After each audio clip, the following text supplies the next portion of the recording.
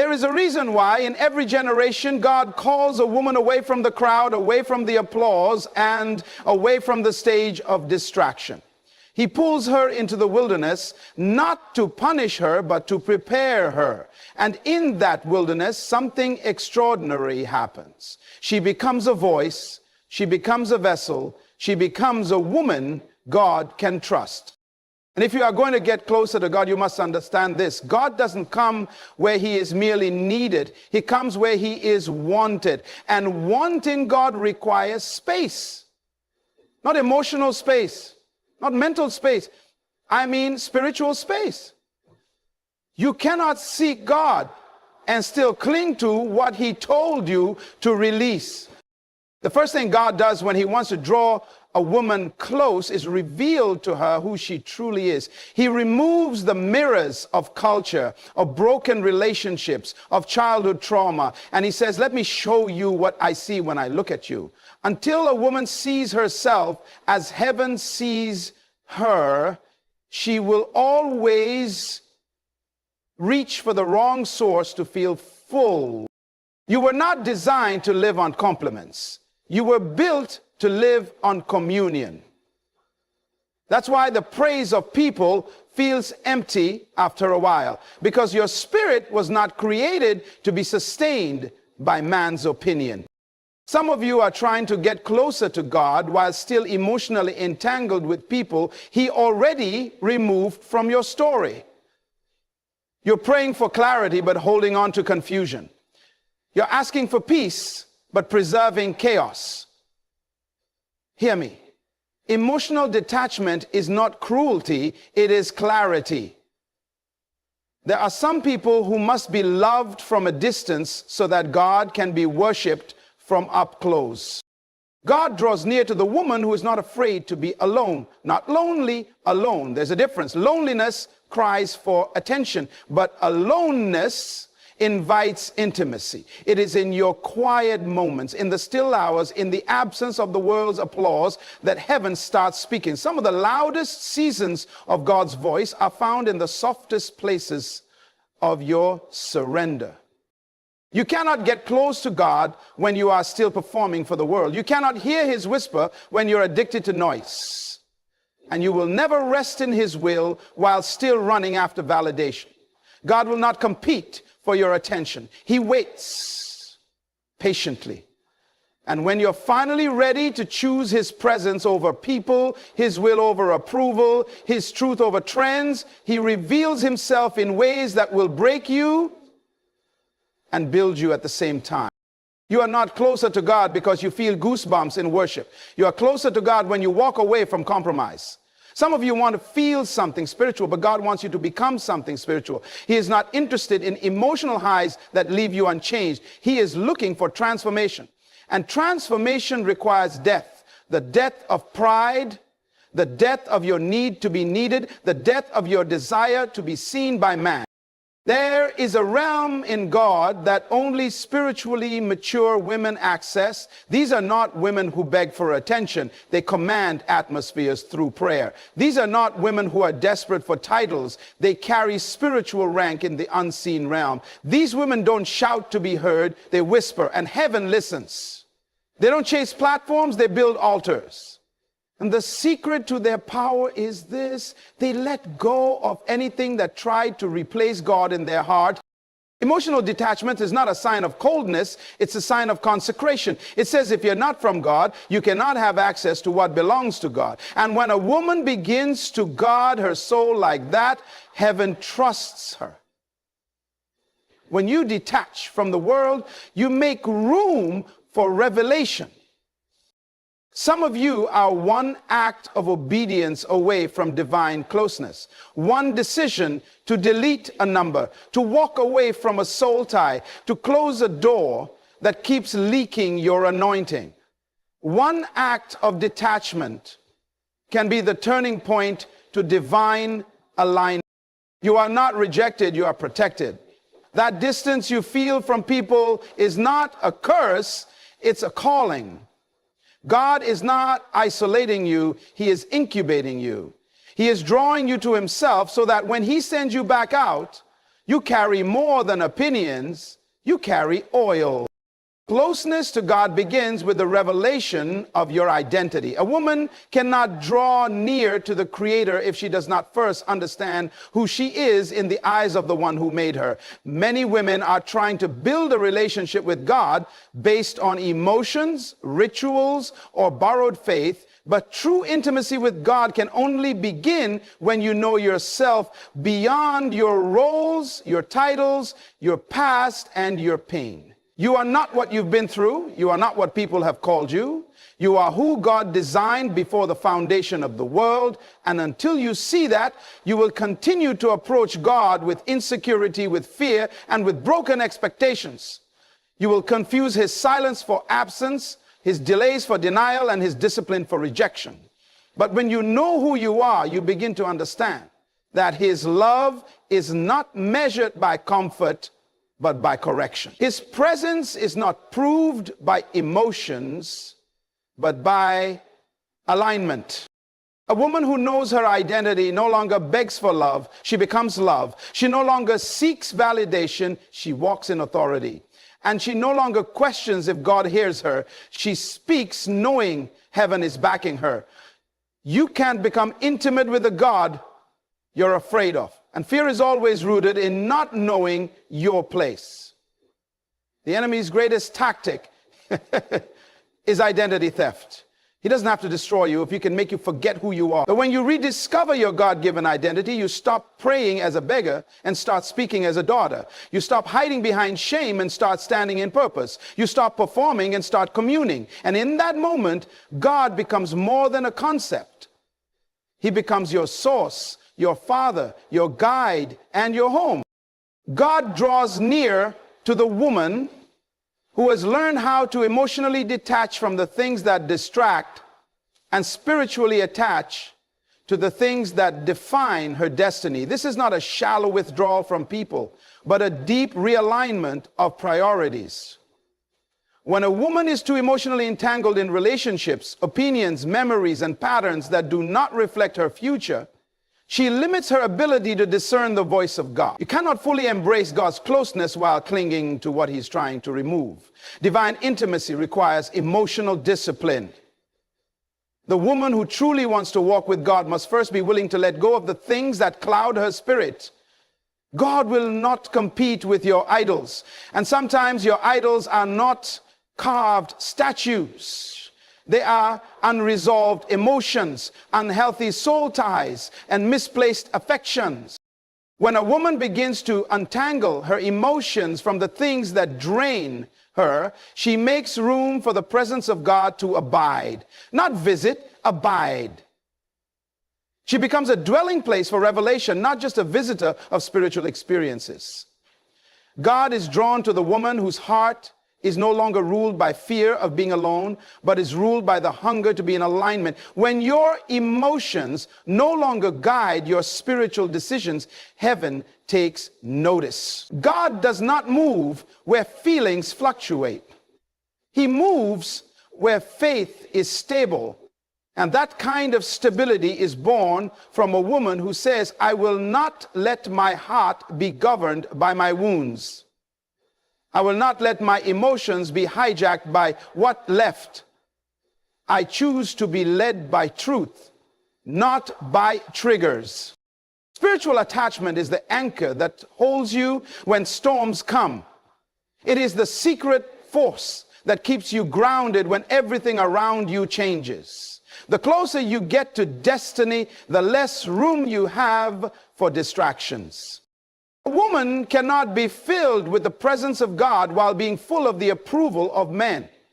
These two realities cannot coexist in the same vessel. Approval addiction is a subtle form of idolatry. It places the opinions of people on the throne where only God should sit. The heart that craves constant validation from others is not available for divine direction. You cannot pursue both the applause of man and the affirmation of heaven. One will eventually silence the other.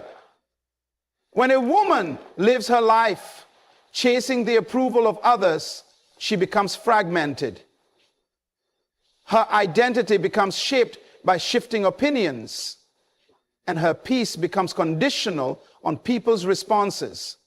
But God is not looking to dwell in a divided heart. He is looking for a surrendered one. There comes a moment in every woman's life where she must choose her audience. Will she live for the eyes of people or the eyes of God? Will she speak what is popular, or will she carry the weight of prophetic truth? Will she compromise her convictions for acceptance, or will she stand in quiet obedience, even if it costs her relationships, recognition, or reward? The woman who draws near to God must first be emptied of her need to be seen. Until that need dies, the voice of God will always be distorted by the noise of people's opinions. Divine presence rests on those who are free from the pressure to perform. God does not anoint actors. He anoints vessels. He is drawn to authenticity, not perfection. When a woman is no longer desperate to please people, she becomes available to carry something far greater: His presence, His power, and His purpose. It is only in that place of inner freedom that God's presence can truly overflow and transform her life. The secret place of intimacy with God is not found in public displays of devotion, but in the private, quiet places where noise is shut out and distractions are silenced. It is reserved for the woman who chooses separation, not just from people, but from the clamor of the world that constantly pulls on her attention. You cannot access the depth of God's heart while remaining available to every voice around you. True closeness with God requires consecration, and consecration demands distance. Not because people are the enemy, but because presence is a privilege reserved for those who make room for it. The woman who lives in constant engagement with the world, yet seeks deep revelation, is spiritually malnourished. You cannot feast on noise and expect to be full of God. When God desires to bring you closer, He calls you into stillness. He removes the stage, the followers, the conversations, and even the emotional crutches you've leaned on, because in silence, God speaks. In solitude, He reveals. And in that sacred space, He uncovers what busyness was hiding. The secret place is not a geographical location. It is a condition of the heart. It is when a woman says, I'm willing to miss out on the world's affirmation if it means I gain heaven's whisper.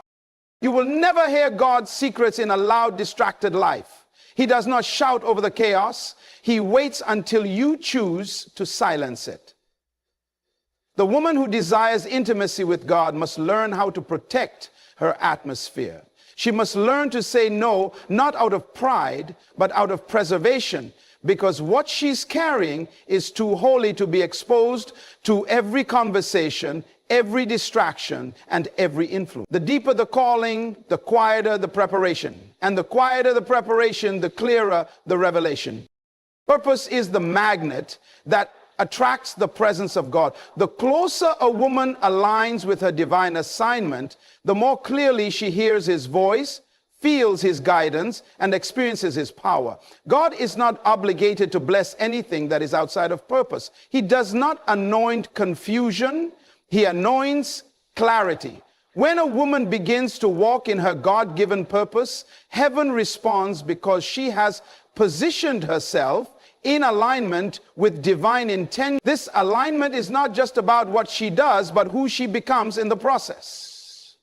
Purpose is not a career, it is a calling. It is not about busyness, but about obedience. And when obedience becomes the foundation of her life, God draws near. Many women are frustrated in their spiritual journey because they are trying to pull God into plans He never wrote. They are exhausted, not because God is distant, but because they are out of alignment. When you pursue the life you were created to live, the presence of God becomes your natural environment. It surrounds you, walks with you, and rests on everything you touch. This is why clarity of purpose is so vital. Because confusion creates distance, but direction invites intimacy. The woman who is rooted in purpose no longer chases opportunity, because opportunity begins to chase her. She no longer seeks to be filled externally because the fulfillment that comes from walking in divine assignment fills her from within.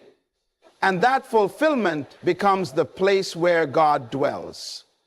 He delights in the woman who is serious about why she was created. When she prioritizes purpose over popularity, calling over comfort, and obedience over convenience, she becomes a carrier of the divine. The more she embraces her assignment, the more clearly God's presence becomes a consistent and guiding force in her life.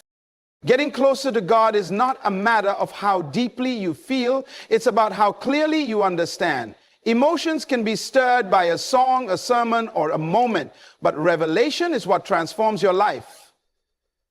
Many women confuse emotional experiences with spiritual maturity. They think crying in worship means closeness, or feeling goosebumps in prayer means they've entered a deeper level with God. But emotions come and go, they rise and fall. Revelation, on the other hand, anchors the soul. It gives structure to your spiritual life and clarity to your decisions. Revelation is when God opens your understanding so that you not only feel Him, you begin to know Him. You cannot live a purpose-driven life if your relationship with God is built only on emotions. Emotion without revelation produces instability. You shout today, but doubt tomorrow. You're on fire in church, but cold in private. But when God reveals truth to your spirit, it doesn't matter what you feel, you move with conviction. And that's when you begin to walk in spiritual authority.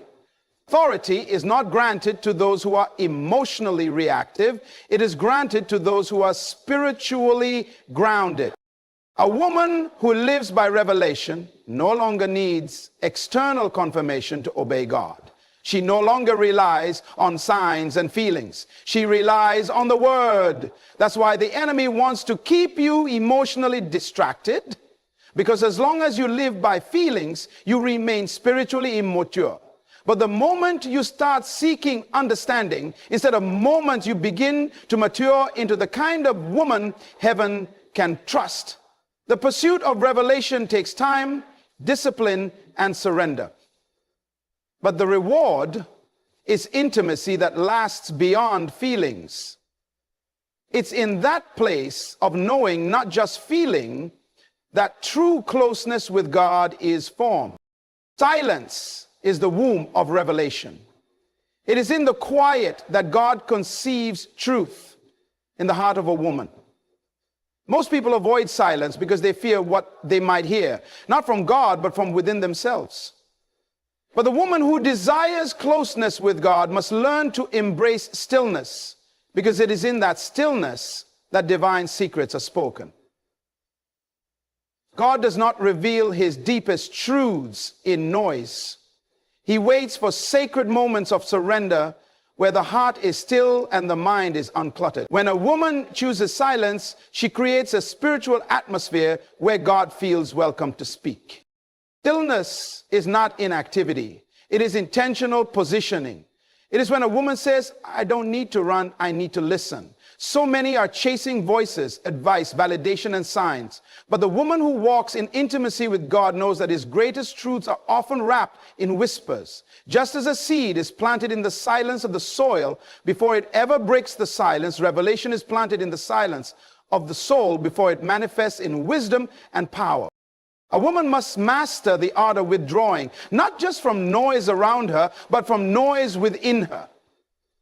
Worry, overthinking, fear, comparison, and anxiety. Silence teaches her how to hear God without filters.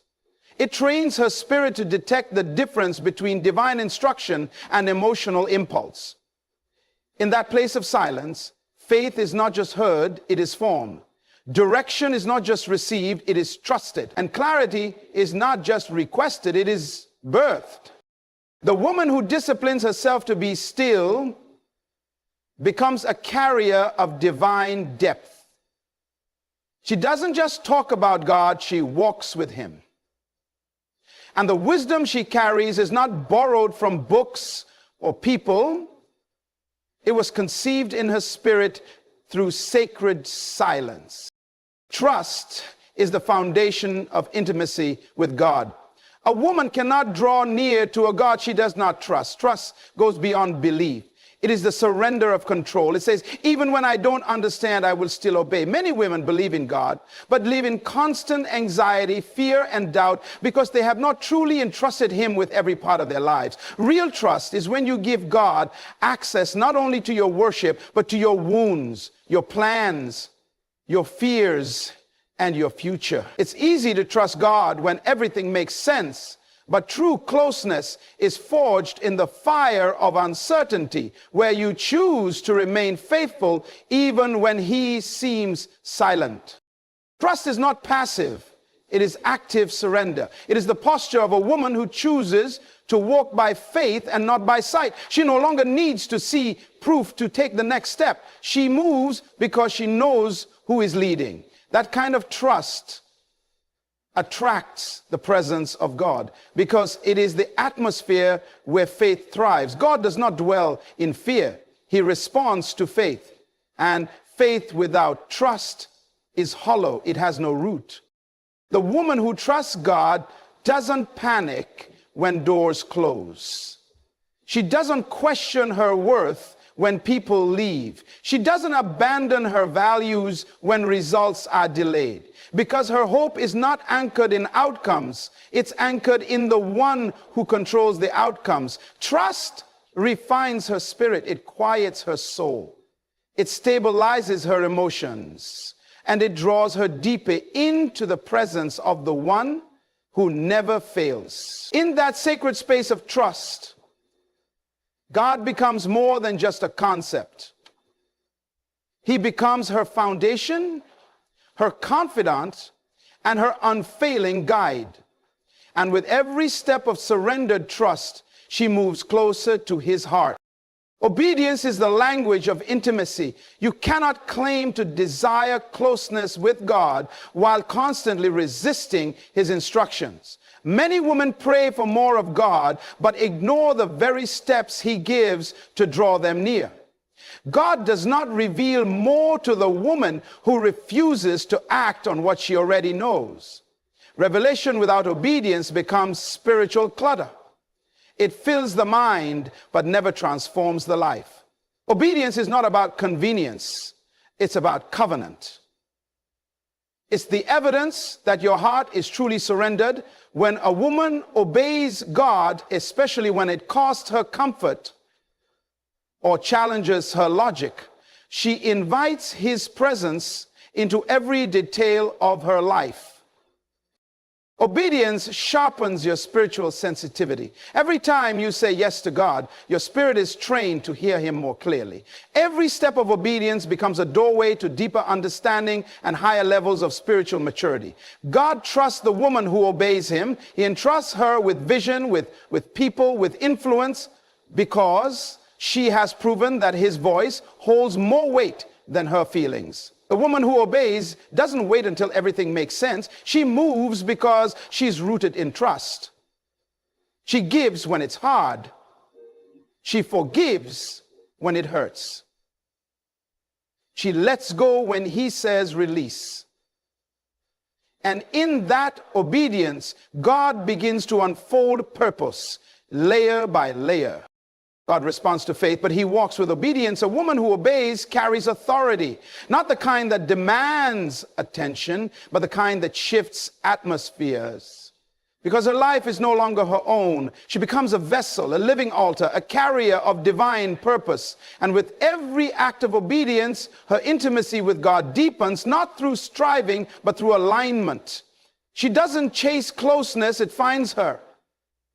Because obedience always leads to the heart of God. A grateful heart is the doorway to divine presence. Gratitude shifts the atmosphere of your soul and invites God into every moment, no matter how small or difficult.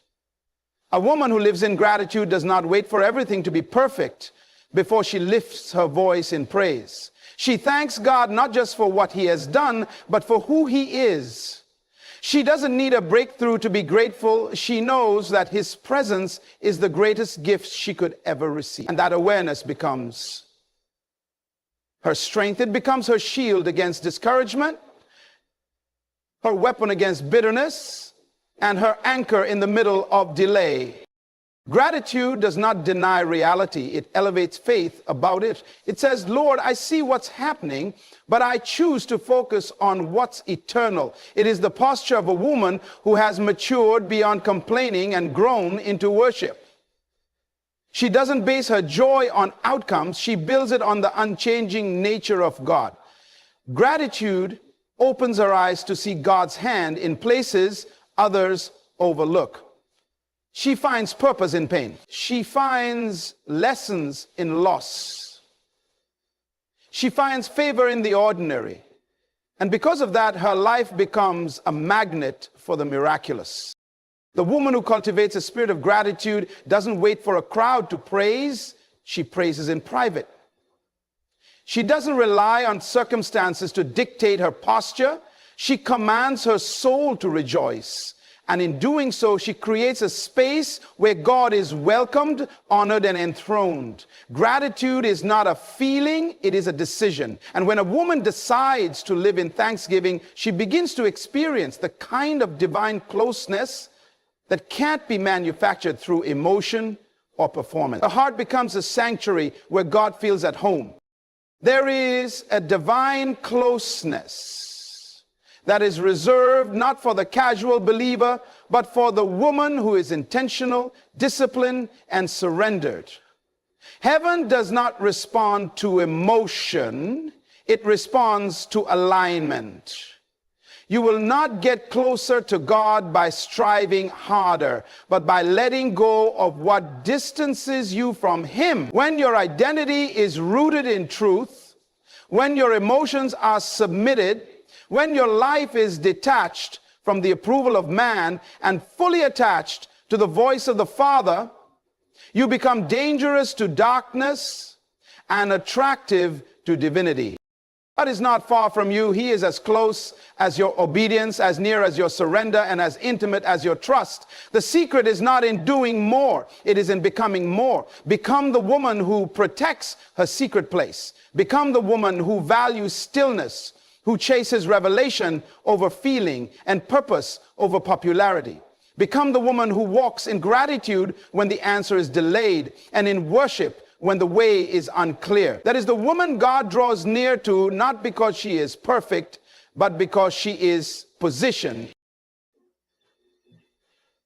If you want more of God, give Him more of you, not just your words, but your will, not just your pain, but your priorities. And when you do, you will discover a closeness that cannot be shaken, a presence that never fades, and a power that flows from within. Because the woman who walks with God never walks alone, and she never walks empty. She walks anointed, appointed, and aligned for divine intimacy.